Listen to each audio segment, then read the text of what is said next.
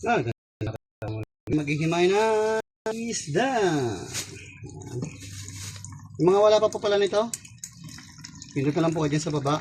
Okay, sa yellow basket. Japanese scissor, ginagamit ko po ito ng manok, mga mantutulo. Yan, gagayat ng isda. Kaya naman itong kamay lang. Display natin to, sayang naman ang content ko.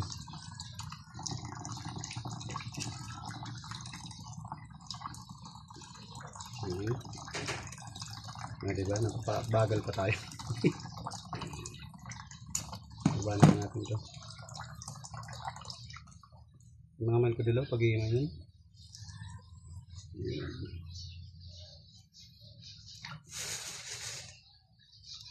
Yung isdaan po ito mga magdalo. Ito po ba yung dalagang bukid? Di babae po ito kasi dalaga. Ganyan na po pag-iinan yan mga magdalo. Pag sariwa po sumasama yung yung isa hindi sumama. Kinain siya ito yung dagat ata. Ayan, himay tayo. Yung wala pa po yung Japanese scissor ha. Ipindot na lang po sa baba. Ganyan na po pag-iimay ko niyan. Ito. Ayan, sariwa pa siya sumasama eh. Ayan. Hindi na akong mahal na malasa. Kalating kilo siguro. Ito na siguro ang presyo niya.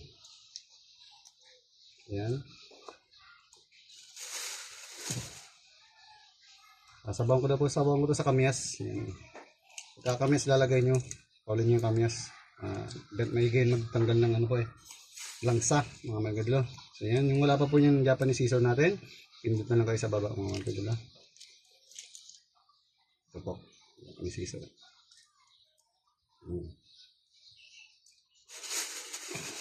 Kulasan lang.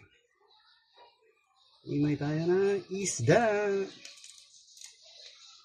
Extra lang po yung Kung hindi po ito sariwa, kailangan na ibigay nyo ng gunting. Kaso sumasama naman po eh. Ayan. Ito, mga wala pa po nito.